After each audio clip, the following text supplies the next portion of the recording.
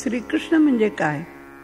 श्रीकृष्ण म्हणजे प्रेम, श्रीकृष्ण म्हणजे सात्विक भाव, श्रीकृष्ण म्हणजे आपल्यामध्ये असणारा मोह, माया हे सर्व म्हणजे श्रीकृष्ण. श्रीकृष्णाला हल्ली आपली जागृतावस्था कोणत्या रूपात दाखवावी, त्याचं दृश्य स्वरूप पाहता यावं हे दाखवण्यासाठी श्रीकृष्णाला नेहमीच असं वाटतं की ओम नमो भगवते वासुदेवाय ह्या मंत्र रूपात मला पहा. कारण हा मंत्र इतका साधा, सोपा आणि व्यवहारी जीवनाला धरून करता येण्यासारखा, लहानापासून ते मोठ्यापर्यंत केव्हाही कुठेही कसाही तो केला, ह्या रूपात मला हाक मारली तर मी त्यांच्यासाठी केव्हाही धावत येऊ शकतो. माझं हे धावत येणं म्हणजे तुमच्या श्रद्धेनेच तुम्ही मला आपल्याकडे खेचून घेणं. तुम्ही माझ्यावर पूर्णपणे श्रद्धा आणि विश्वास ठेवलात तर मी तुमच्यासाठी येणार नाही असं कधी होणार नाही. आता तर माझा आधार ही ह्या काळाची फार मोठी गरज झालेली आहे आणि म्हणून मी प्रत्येकाला सांगत असतो की ओम नमो भगवते वासुदेवाय ह्या रूपात मला पहा, मला बोलवा.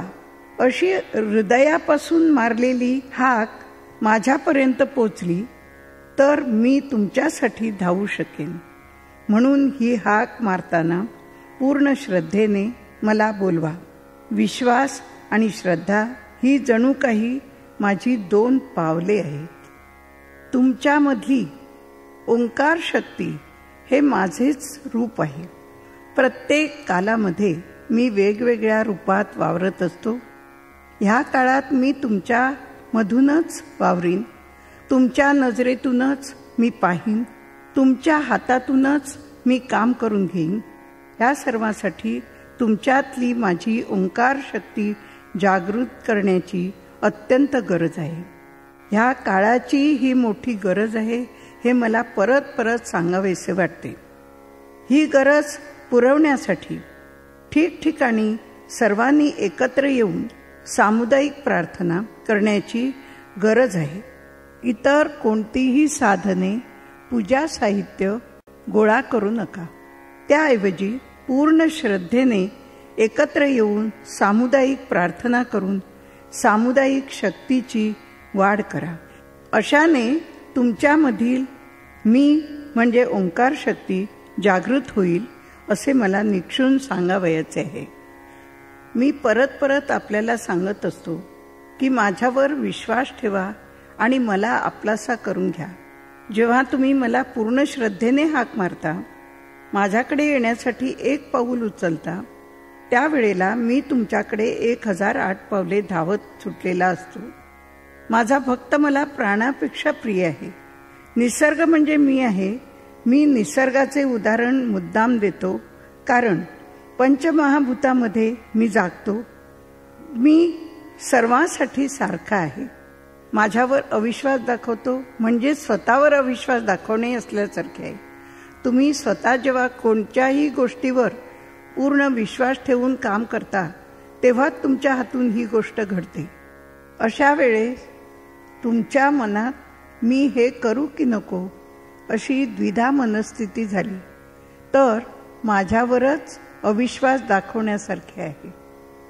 म्हणून प्रत्येक वेळेस माझ्यावर विश्वास ठेवताना स्वतःवर तेवढाच विश्वास ठेवा आणि आत्मविश्वासाने पाऊल पुढे टाका. ज्या आत्मविश्वासाने तुम्ही पाऊल पुढे टाकाल तितक्याच आत्मविश्वासाने मी तुमचा हात धरून तुम्हाला पुढे घेऊन जाईन आणि हे जेव्हा घडेल तेव्हाच तुम्हाला मला एकत्र येण्याची संधी येणार. आजच्या काळाची ही फार मोठी गरज आहे.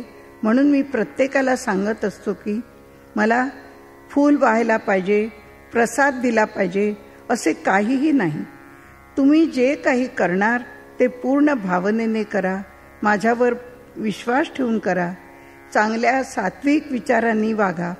ते विचार मला पोचतात आणि तुमच्यातला मी जागृत होतो आणि तुम्हाला परत परत मदत करतो. हे माझ्या मदतीचे हात तुम्हाला जेव्हा मिळतात तेव्हा तुमच्या जीवनात आनंद निर्माण होतो आणि तुम्हाला आपोआप त्याची जाणीव होते व त्यातून मानसिक आनंद प्राप्त होतो. आपण जेव्हा चांगले कृत्य करतो तेव्हा त्या कृतीमध्ये मी आहे याची जाणीव ठेवा. लाखो रुपये खर्च करून जी मानसिक शांती मिळत नाही ती ह्या सात्विकतेच्या भावनेतून मिळते. म्हणून मला जवळ करा, सात्विक भाव जवळ बाळगा. तो जवळ बाळगल्यामुळे मी तुमच्या अगदी जवळात जवळ येतो, तुमच्याजवळ राहतो, तुमच्या हातून काम करतो आणि तुमच्या हातातूनच सर्व करून घेईन असे आश्वासनही देतो.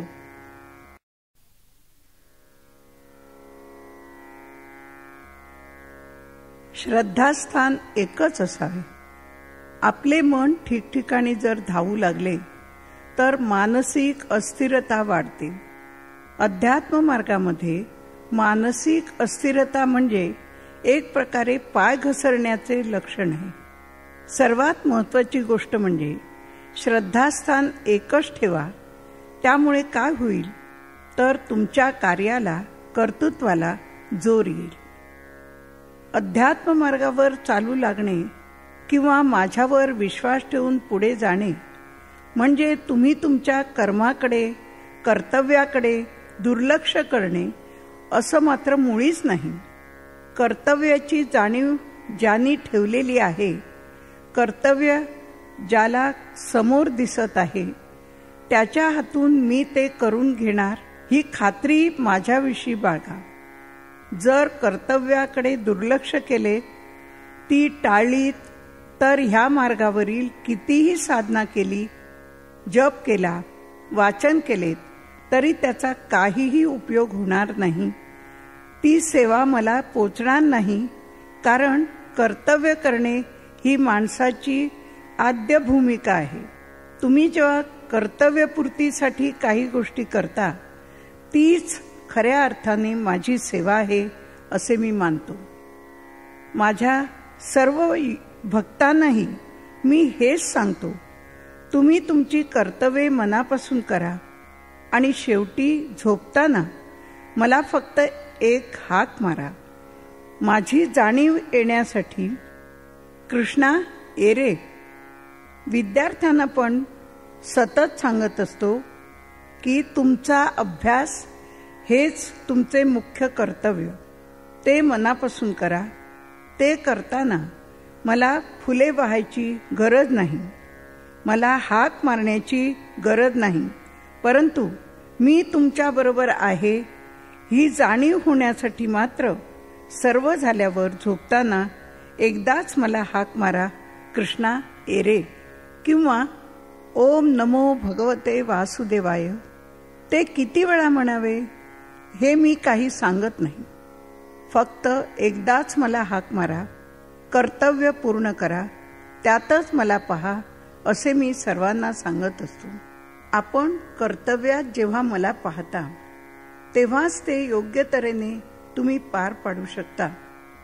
ते जे तुम्ही काय करता त्यातच माझी सेवा हे समजून करा आणि शेवटी श्रीकृष्णार्पणमस्तु म्हणून मला सगळे अर्पण करा. त्याची सेवा म्हणून मी स्वीकार करेन. अध्यात्म मार्गाने जाताना माझी जाणीव ठेवून केलेली कर्तव्ये हा तुमच्या माझ्यातील दुवा आहे. भगवान श्रीकृष्णाच्या सांगण्याप्रमाणे तुम्ही ज्या ज्या वेळेला कर्तव्य करता तेव्हा आपल्या कुलदेवतेला अजिबात विसरू नका. आपले कुलदैवत हे आपल्या घराचा सगळा भार घेत असते, ती आपले रक्षण करत असते. त्यामुळे कुलदेवतेचे न करता माझी सेवा केली तर अशी सेवा मला पोहोचत नाही, मला त्याचा स्वीकार करता येत नाही. म्हणजे आपले कर्तव्य प्रत्येकाने योग्य प्रकारे केले पाहिजे हे जे मी सांगतो त्यातली पहिली गोष्ट, आद्य कर्तव्य म्हणजे तुमच्या घराण्याचा अभिमान बाळगणारी ही कुलदेवता आहे. तिला तुम्ही मानलेच पाहिजे, तिची सेवा केलीच पाहिजे. म्हणूनच मी परत परत सांगतो की कर्तव्यात मला पहा. ते करत असताना माझी जाणीव ठेवा. त्यातूनच तुम्हाला मानसिक समाधान, शांती मिळेल. ओम नमो भगवते वासुदेवाय.